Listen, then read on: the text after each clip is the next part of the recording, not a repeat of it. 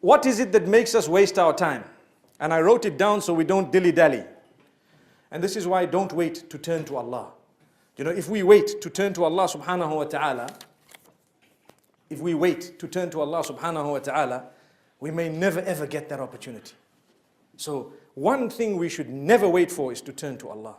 You know, when we do not have proper objectives and goals in life, we waste a lot of time. We don't know what exactly we want. We don't know where exactly we want to reach. And we don't work towards it.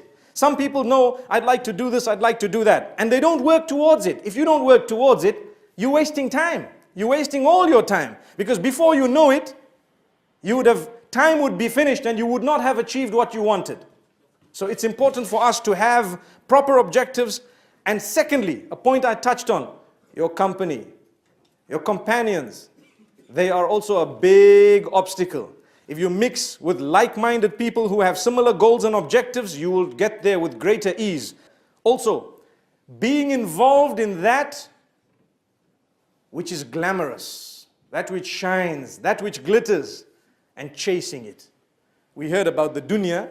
Those who chase the dunya, let me inform you, it has no end. And we like fools keep running behind. You know, I pictured it once in my mind. I'd seen a load of rats running behind a piece of cheese. And as they got the cheese, there was one smelling stronger in front. So they threw this one and they carried on. And they threw the other one, but eat from this cheese and be full at least. I hope you understand what I'm saying. You've got your cheese, the first cheese you've got. And what happens? It goes to motor vehicles, it goes to cell phones. And after that, it goes to your spouse. Why? You've got a wife. Oh, she's 1990 model. I need a later model. Why? You developed your habit of wanting the latest. So when you see your wife, she no longer appeals to you. When you see your husband, he no longer appeals. Why? Just like your phone. It no longer appeals. I seen a dude down the road with a bed of jeans, halfway down his butt, mashallah. May Allah protect us.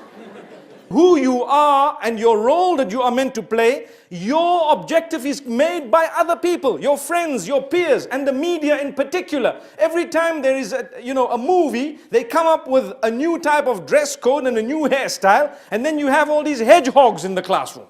Another very important point, the hatred that we have in our hearts for one another. The jealousy, the envy, it's a waste of our time. Life comes once. We don't have room to hate each other. Some people don't talk to their brothers and cousins and uncles for years on end. They cannot solve a problem. Sometimes we need to say, I'm sorry, even though you know you're not wrong. When we are doing things that are unnecessary, we have a lot of stress, tension in the mind. So remove those things that are unnecessary. We give the example of the pot. Each one of us, we have a capacity like a huge pot. And in our lives, there are things that are equivalent to sand, things equivalent to stones, things equivalent to rocks. The most important things, the rocks, the big ones. If you put the rocks in first, you will be able to get the stones into the spaces of those that the rocks have created when they're in, and then you can put the sand and it will all fit in because you prioritized. But start with the sand, then what happens? You've got no place. No place. When you put the stones in, the rocks are all out. The most important things are out. And this is why a lot of people who complain about lack of concentration in salah, I tell them, you have unnecessary things in your brain. Take them out. Can I tell you what's one of the biggest, and this I'm being open, we're speaking to young people, and this is a message to carry elsewhere. I'd like to hope we're not guilty of what I'm about to say because it's a big one. But we are to carry it to others. One of the biggest reasons why people do not even want to read salah is pornography. May Allah protect us, our offspring, our colleagues, our children. People don't realize it has such a big impact, such a huge impact on the mind, on the emotions, on the spirituality, on everything we do, on our thinking, on the way we look at the opposite sex. Everything changes, and it changes quite badly. And the worst thing is we stand in front of Allah subhanahu wa ta'ala and we've lost concentration. Then we say, Sheikh, give me a dua. I need to concentrate. My brother, my sister, a single dua without doing something about it will not solve your problem.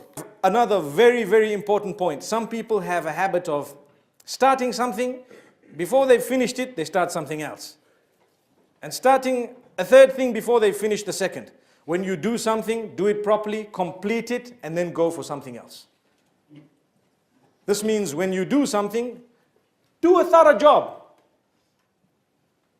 Some people, and I do know, they start a course. 2 years down the line, no, I don't want to do this course. Go to another one. They do another course, and 2 years down the line, I don't want to do. Well, look, if it happened to you once, probably, maybe it was the wrong field. Maybe you've now chosen the right one, but finish something. Finish it. And your best bet is choose properly from the beginning. Always up. But that's what it's all about. Time is never enough. Never ever. Let's use it, inshallah, in the right direction. Let us make sure that Allah subhanahu wa ta'ala, meaning let us make sure that we call out to Allah subhanahu wa ta'ala to grant us goodness. Once we have used our time properly and we learn to be systematic in our life, we will feel so good. We will be able to achieve our goals. You know, we will be able to achieve something in life, be happy. We will be able to make sure that every moment we have had has been used in the right direction. And this is why don't wait to turn to Allah. You know, if we wait to turn to Allah subhanahu wa ta'ala, if we wait to turn to Allah subhanahu wa ta'ala, we may never ever get that opportunity. So one thing we should never wait for is to turn to Allah. You know, the sisters, subhanallah, even the brothers, sometimes there's a religious decision we need to make. Make it now. Don't say, okay, I'm not, holy enough. I still want to enjoy my life. I still want to, I cannot go for Hajj now. I still need to do this. No, it must happen now. N-O-W. If it doesn't come now, it may never ever come.